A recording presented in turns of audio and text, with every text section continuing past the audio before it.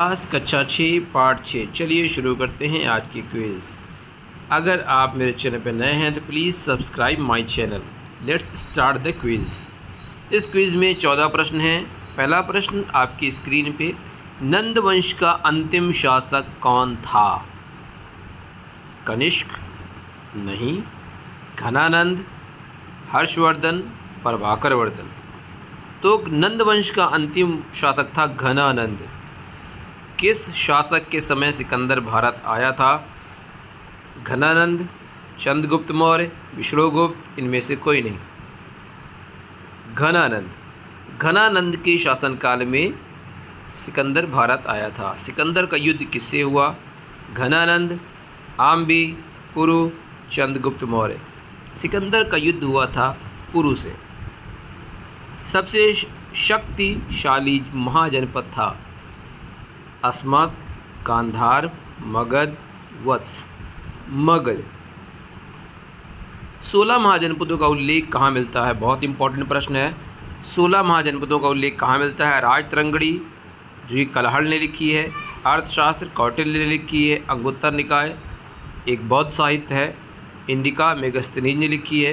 तो 16 महाजनपदों का उल्लेख अंगुत्तर निकाय में मिलता है।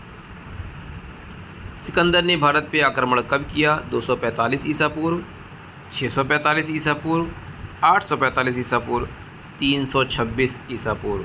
सिकंदर ने 326 ईसा पूर्व भारत पे आक्रमण किया। सही सुमेलित नहीं है। अवंती, उज्जैन सही है।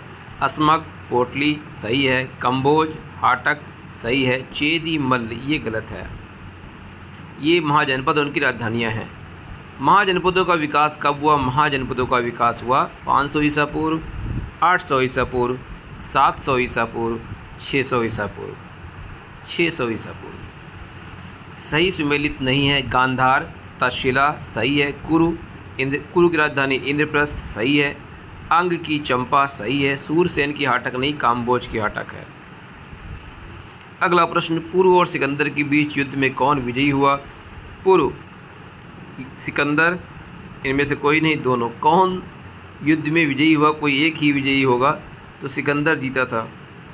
आम्भी कहाँ का राजा था? आम्भी तक्षशिला का राजा था।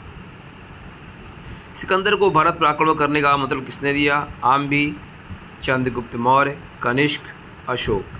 आम्भी ने सिकंदर को बुलाया था। सिकंदर कहाँ का राजा था? अमेरिका, रूस, मैसेडोनिया में से कोई नहीं। सिकंदर मैसेडोनिया का राजा था। 16 महाजनपदों में गणतंत्र कितने थे? 3, 4, 1, 2। इनमें से आपका सही है चौथा ऑप्शन, यानी 2।